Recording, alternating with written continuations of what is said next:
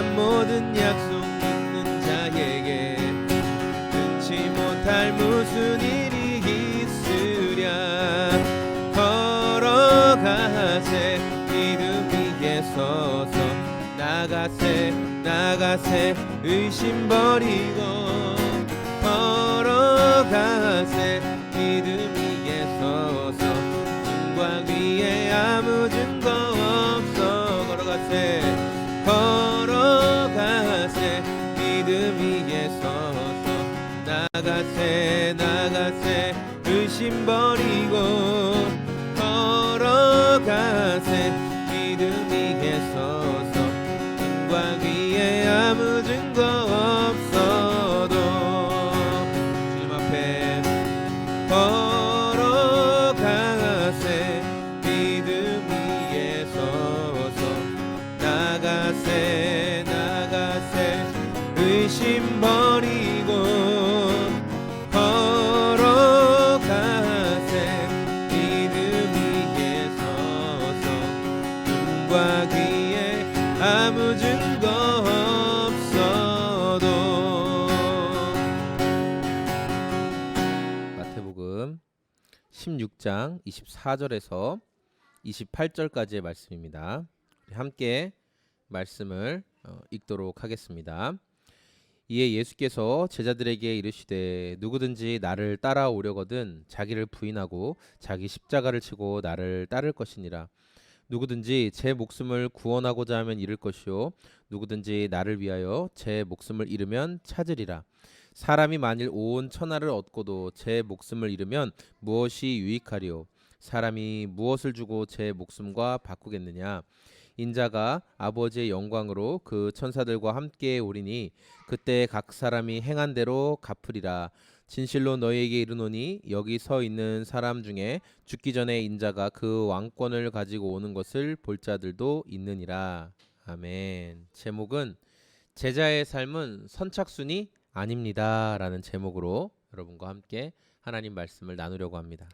그래서 예수님께서 너희들 정말 나를 끝까지 따르고 싶으냐? 그러면 너희들에게 대가를 지불해야 될 필요가 있다라고 말씀하시면서 앞으로 일어날 고난과 이제 어려움을 설명하시죠. 베드로가 이 말을 듣고 이제 예수님의 옷을 부여잡고 당신에게는 절대 그런 일이 일어나지 않을 겁니다라고 예수님을 꾸짖고 항변했다는 거예요. 예수님은 이런 베드로를 향해서 사탄아 내 뒤로 물러가라. 너는 나를 넘어지게 하는 자다라고 꾸중하셨어요. 왜 이렇게 베드로가 예수님을 가로막고 절대 그런 일이 일어나서는 안 됩니다라고 말하고 싶었는지 그 이유는 예수님이 고난을 당하고 죽으시면 자신들도 똑같이 그 일을 당하기 때문에 그런 거예요. 우리가 그동안 예수님을 위해서 배도 버려두고 그물도 버려두고 아버지도 버려두고 뭐 재산도 버려두고 이렇게 예수님을 따라왔는데 그동안의 모든 노력과 수고가 헛되다는 거죠. 저희 아이들도 저희가 이제 아이들이 3명이 있는데 노는 것을 보면은 다 이렇게 각자 노는 방법이 참 다양한데 막내가 지금 왕입니다. 말이 안 통하기 때문에. 그래서 로운이랑 로이가 이렇게 블록 같은 걸로 뭐 탑 같은 걸 쌓아 놓으면 그것을 부시는 사람은 누구냐면 막내죠. 근데 로운이랑 로이가 막 탑을 쌓으려고 할 때 로아가 하고 나타나면 로운이랑 로이가 안 돼! 하지 마! 저리 가! 그렇게 하고 이제 다른 데다가 딱 쌓으면 돼요. 그러면 화가 그렇게 나지 않아요. 그렇죠? 그런데 로운이랑 로이가 작품을 다 만들었어요. 이제 마지막 하나만 딱 올려놓으면 작품이 끝나요. 그럼 그때 로아가 달려와서 해서 빵 무너뜨리면 기분이 어때요? 기분이 엄청 싫죠? 예, 기분이 엄청 싫죠? 다 된 것 같은 상황에서 일이 그르쳐지면 굉장히 사람이 더 화가 나요. 애초에 처음 시작할 때부터 안 되면 그래 이러면 안 되는 거야 그런 생각을 하는데 다 돼가는데 이제 조금만 더 가면 되는데 거기서 좌절하게 되면 사람이 마음이 더 불편해지는 거죠. 만약에 예수님을 따르던 제자들이 애초에 예수님이 너 나를 따라와라 내가 너 사람 낚는 어부가 되게 할 것이다 이렇게 부르실 때 죽음과 고난과 괴로움이 함께 있는 길이다 이렇게 말씀하셨으면 제가 볼 때 아마 많은 제자들이 예수님을 따르지 않았을 것 같아요. 처음에 말씀할 때는 그런 말씀을 안 하시다가 시간이 지나면서 이제 예루살렘을 정말 앞두고 예루살렘에 들어가시면 예수님이 뭐가 되는 거예요? 이 왕이 되는 거잖아요. 제자들은 그런 생각만 하고 있어요. 예루살렘에 들어가셔서 기존의 이 로마의 압제에서 우리를 해방시켜 주시고 왕이 되실 예수님. 자신들은 예수님 곁에서 개국 공신, 예수님의 나라를 세우는데 함께했던 자들로서 한 자리씩 다 차지할 줄 알았거든요. 근데 예수님이 고난을 당하고 심지어 죽을 것이다 이렇게 얘기하니까 그 말씀이 너무 싫었던 거예요. 베드로를 대표해서 모든 제자들이 다 예수님 따르는 그 길 끝에 높은 벼슬과 성공이 기다리고 있을 것이라고 생각을 했어요. 여러분, 사람은 특별한 존재예요. 왜 특별한 존재냐면 사람은 장래에 있을 더 좋은 보상 때문에 지금 있는 이익을 절제할 수 있는 대단한 존재들이에요. 그래서 제자들은 지금까지 자신들의 소유와 그리고 필요한 것들 포기하면서 예수님을 따르기로 결정했던 거예요. 예수님께서 이런 제자들에게 너희가 마지막까지 최후의 순간까지 나를 따르려면 24절에 자기를 부인하고 자기 십자가를 지고 나를 따라와라, 나를 쫓으라 이렇게 말씀하시는 거예요. 저는 이제 오늘 말씀을 통해서 우리 성도가 최후의 순간까지 품어야 할 마음에 대해서 여러분과 함께 나누려고 하는데, 첫 번째는 뭐냐면 이전에 거듭나기 이전 내 모습을 부인하는 삶을 우리가 살아야 한다는 거예요. 24절 말씀을 제가 읽을게요. 이에 예수께서 제자들에게 이르시되 누구든지 나를 따라오려거든 자기를 부인하고. 예수님은 베드로와 제자들을 향해서 첫 번째 말씀하신 제자의 덕목 뭐냐? 자기 부인이 있어야 한다라는 거예요. 어떤 사람이든지 예수님을 끝까지 따르고 싶으면 그 사람은 반드시 자기를 부인해야 한다라고 말씀하셨어요.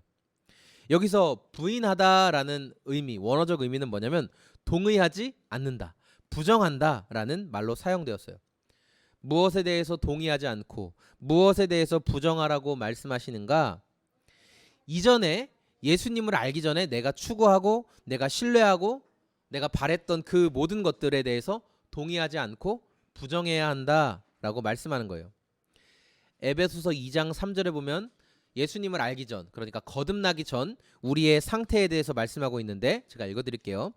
지나간 때에는 우리도 다 그들 가운데서 우리 육신의 욕심 안에서 생활하였으며 육신과 생각의 욕망을 이루어 다른 사람들과 같이 본래 진노의 자녀들이었다라고 성경은 우리가 거듭나기 전 상태에 대해서 말씀하고 있습니다. 그래서 우리는 진노의 자녀였어요. 하나님의 심판이 예비되어 있는 자들.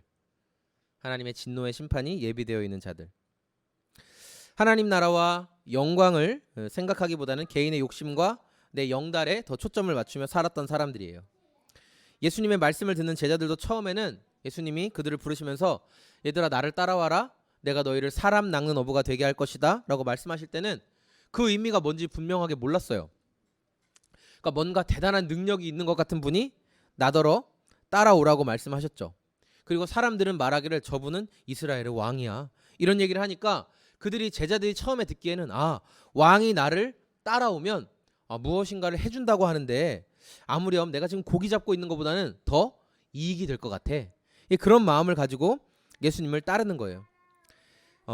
예수님을 따르면서도 제자들의 마음 가운데는 내가 앞으로 받게 될 높은 벼슬과 어떤 영광들의 마음이 가득 쏠려 있었어요.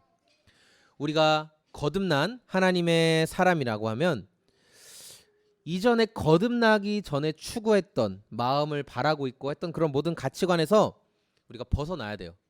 근데 여전히 내가 그것들 추구하고 있어요. 내가 예수님 만났어요, 내가 거듭났어요 라고 입으로는 말하는데 여전히 내 마음의 중심과 가득 찬 것은 내가 어떻게 하면 성공할 수 있지? 내가 어떻게 하면 더 많은 것을 누릴 수 있지? 어떻게 하면 더 가질 수 있지? 만약에 내가 이것만을 온종일 생각하고 있다면요, 여러분, 내가 진짜 거듭난 그리스도인이 맞는지 여러분 돌아봐야 한다는 거예요. 로마서 6장 16절에는 우리에게 이렇게 말씀하고 있습니다. 너희 자신을 누구에게 종으로 내주어 순종하게 하면 너희가 순종하는 그 사람의 종이 되는 줄을 너희가 알지 못하느냐?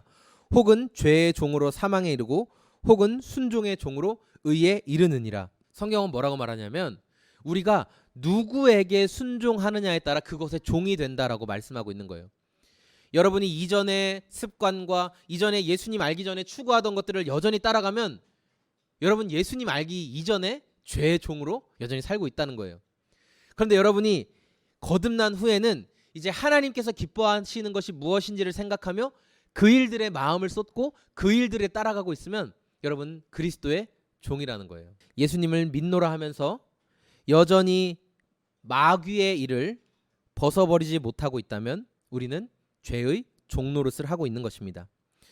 예수님께서 오늘 그런 저와 여러분들에게 말씀하시는 이 경고, 죄의 종노릇하던 이전에 거듭나기 전에 너의 모습을 돌이켜라 말씀하시는 경고를 우리가 듣기를 소망합니다. 두 번째로 우리가 최후까지 예수님을 따르기 위해서는 자기 십자가를 짊어지라 이렇게 말씀하고 있어요. 21절에 자기 십자가를 지고 복음에 대해서 나누면서 반드시 다루어야 될 주제가 뭐냐면 십자가죠. 예수님의 십자가를 빼놓고 복음을 말할 수가 없습니다. 예수님 당시의 십자가는 오늘 우리가 생각하는 십자가와 굉장히 느낌이 달라요. 예수님 당시 사람들이 생각하고 받아들이는 십자가는 사형 방법 중에 가장 잔혹하고 가장 더럽고 가장 받고 싶지 않은, 생각하고 싶지도 않은. 그래서 뭐 좀 지위가 있는 로마인들은 입에 담지도 않은 말, 십자가라는 말은 입에 담지도 않는 그런 아주 불경건하고 더러운 단어가 십자가였어요. 만약에 우리 가족 중에나 친척 중에 누군가가 십자가형을 받았다는 그런 사람이 있으면 그 가문 전체가 너무나 수치스럽고 치욕적인 형벌을 받은 것이 그 정도로 나쁘게 생각하는 것이 바로 십자가형이었어요. 오늘 우리가 생각하는 십자가와는 이미지가 많이 다르죠. 우리는 이제 십자가를 생각하면 예수님을 믿지 않는 지역에서도 그 십자가 하면 구호 물품을 전달해주고 뭔가 도움을 받을 수 있는 장소, 병원 등, 또 탈북하시는 분들은 이렇게 중국에 이 빨간 색깔 십자가가 걸려 있는데 무조건 찾아가면 살 수 있다. 뭐 이런 것들 우리에게 도움을 주고, 또 기독교 신앙을 가지고 있는 분들이라면 십자가를 통해서 하나님의 능력과 영광과 사랑을 공급받는 그런 상징으로 우리는 생각을 하고 있습니다. 그런데 예수님께서 아직 제자들이 이 십자가의 영광을 모를 때예요. 예수님께서 참혹한 그 십자가를 짊어지라고 말씀하시는 거죠. 복음서의 끝자락에는 항상 이 예수님의 십자가 사건이 등장합니다. 예수님은 대제사장들과 이스라엘의 종교 지도자들에 의해서 새벽부터 이리 끌려다니고 저리 끌려다니며 재판을 받으신 예수님은 이른 아침에 본디오 빌라도의 법정에서 이제 재판을 받으세요. 빌라도는 예수님을 신문했는데 아무리 찾아봐도 죽일 이유가 없는 거예요. 그래서 놓아주려고 심히 애썼어요. 이스라엘의 그 종교 지도자들이 백성들을 막 선동하기 시작했어요. 이 사람을 살려두면 가이사의 충신이 아닌 일이다. 우리의 왕은 가이사밖에 없습니다. 이스라엘의 왕은 하나님이셔야 되는데 이 인간들은 우리의 왕은 가이사밖에 없습니다. 자기의 권력과 지위를 위해서는 하나님도 버리는 인간들이죠.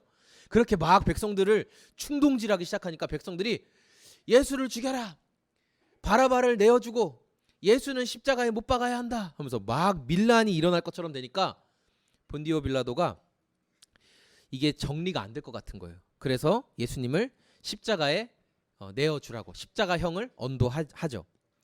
예수님은 이제 당신이 매달리게 될 그 십자가 나무를 짊어지고 죽음의 산길을 올라가세요.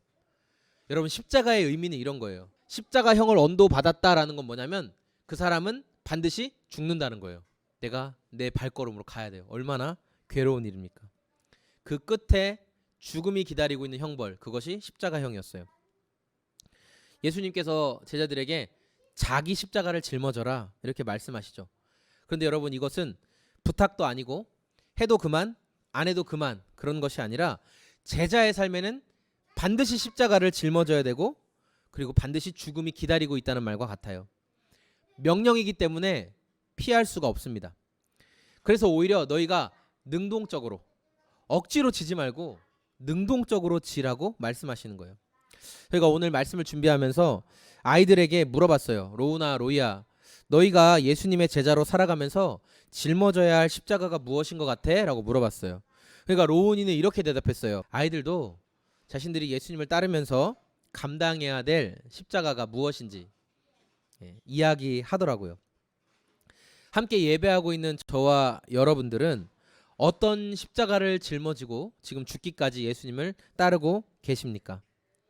오늘 말씀을 통해서 내게 주신 십자가 여러분 지금 피하고 있었다면, 모른 척하고 있었다면, 등 돌리고 있었다면 더 이상 도망치지 말고 주님이 우리에게 말씀하시는 내 십자가를 기꺼이 감당하기를 결단하십시오. 마지막으로 성도가 최후까지 예수님을 따르기 위해서는 예수님을 뒤쫓아야 한다는 것입니다. 24절의 마지막 부분이죠. 나를 따를 것이니라. 예수님을 믿으면서 나는 예수님을 따르지 않아 이렇게 말하는 사람은 한 명도 없어요. 그러니까 예수님을 믿는다는 말은 우리가 예수님을 따른다는 말과 같아요. 제자들도 모두 예수님을 잘 따라왔죠. 바다에서 물고기 잡고 있던 제자들을 처음 부르시면서 예수님이 이렇게 말씀하셨어요. 마태복음 4장 19절에 말씀하시되 나를 따라오라 내가 너희를 사람 낚는 어부가 되게 하리라 하시니. 그러니까 이 말을 듣고 베드로는 배와 그물을 버려두고 예수님을 따라왔어요. 그리고 예수님과 함께 다니면서 예수님이 정말 놀라운 기적을 행하시는 분이구나, 많은 그 메시아적인 능력을 경험했어요. 와, 내가 저분과 함께 있으면 언젠가 큰 자리를 분명히 차지하겠구나, 이런 확신이 그 마음 가운데 들었어요. 예수님이 다시 한번 나를 따라와라 이 말씀을 하실 때는 12제자들을 전도 여행을 보내시기 전에 이 말씀을 하셨어요. 마태복음 10장 38절에 또 자기 십자가를 지고 나를 따르지 않는 자도 내게 합당하지 아니하니라. 이제 예수님이 전도 여행을 앞두고는 자기 십자가를 지고 나를 따라라 이렇게 말씀하셨어요. 그러니까 제자들이 이때 눈이 반짝반짝하죠. 뭔가 대단한 사명을 이제 말씀하셨으니까, 오, 십자가를 지는 것, 그 얼마나 힘든 일인가. 그렇지만 제자들은 이제 전도 여행을 앞둔 어떤 큰 사명을, 큰 미션을 앞둔 직전이었기 때문에 불타는 마음으로 반드시 주님을 따르겠습니다, 이런 결단을 다졌죠. 그런데 세 번째, 예수님이 나를 쫓아오라 하고 말씀하신 장소, 이 장소가 굉장히 중요해요. 우리가 어떤 말을 할 때 어디에서 말했느냐가 굉장히 중요하거든요. 그리고 이제는 바리새인과 종교 지도자들의 그 살기 등등한 상황 가운데 이 말씀을 들었어요. 시간이 지날수록 예수님을 따르는 상황이 점점 더 험난해지고 있어요. 처음엔 자신 있게 말했어요. 그런데 시간이 지날수록 제자들도 예수님 따르는 일이 그렇게 쉽고 가벼운 일이 아니라는 것을 알게 되는 것이죠. 얼차려 중에 뭐냐면 선착순이에요. 선착순. 그래서 한 번에 통과한 일은 없고, 정말 잘 뛰는 사람이 좀 빠지면 중간쯤에 이제 힘을 내 가지고 들어오는데, 여러분 선착순이 악랄하죠. 왜 그럴까요? 커트라인 안에 들어와야 되거든요. 커트라인 안에 들어오면 이제 들어온 동안은 다른 사람들이 고생하는 것을 허걱거리면서 좀 볼 수 있어요. 좀 쉬는 거죠. 근데 여러분, 예수님께서 너희들 나를 쫓아와라 라고 말씀하신 것은 현재형 명령이에요. 그러니까 선착순처럼 한 번만 너희들 나를 쫓아와라, 알겠습니다, 한 번만 그 말을 하고 끝나는 것이 아니라 마지막 순간까지 계속 나를 쫓아와라, 끝나는 순간까지 계속 나를 쫓아와라, 이 말씀이 예수님께서 나를 쫓으라 하신 말씀이에요. 예수님께서 진정한 제자로 살고자 하는 자에게는 세 가지 명령을 내리셨어요. 첫 번째, 부인하고, 두 번째, 십자가를 지고, 세 번째, 예수님을 쫓으라. 거듭나기 이전에 내가 추구하던 것들을 부인하고 누구에게 속하라는 거예요? 예수님께 속해라. 짊어지기 싫어서 피하고 있던 내 십자가를 적극적으로 짊어져라. 죽음을 각오하고 마지막까지 예수님의 발자취를 따라가라. 이렇게 우리에게 명령하십니다. 그런데 이렇게 예수님을 따르는 결정을 내리는 성도는 결코 어리석은 사람이 아니에요. 이 길이 오히려 진정으로 사는 길이에요.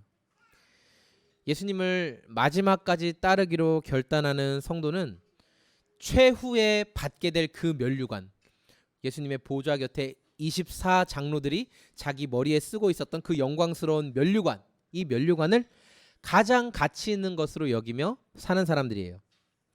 예수님은 이런 각오를 따르는 성도들에게 너희가 끝까지 견디는 자는 생명의 면류관을 얻게 될 것이다 라고 분명히 약속해 주셨어요. 하나님 나라는 역설적입니다. 역설이라는 건 뭐냐면, 심령이 가난한 자인데 하늘의 왕국을 차지하게 되고, 애통하고 있는데 위로를 받게 되고, 의에 줄이고 목이 마른데 배부름을 경험하게 되는 것. 이게 역설적인 거예요.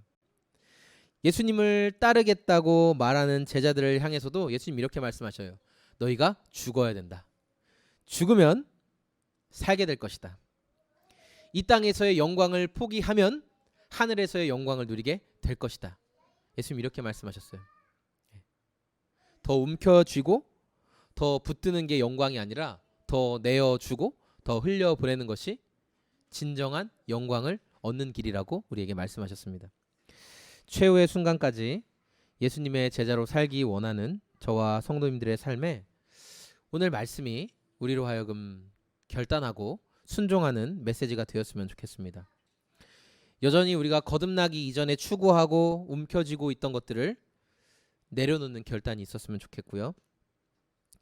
짊어지고 싶지 않아서 도망가고 있던 우리 각자의 십자가, 여러분의 십자가, 나의 십자가, 이것을 다시 짊어지고 주님을 따르기를 소망합니다. 일회성 이벤트로 주님 따르겠습니다 라고 말하는 것이 아니라 평생의 삶에 계속해서 순간순간마다 예수님을 따르는 저와 우리 소금 제작소의 성도님들이 다 되셨으면 좋겠습니다.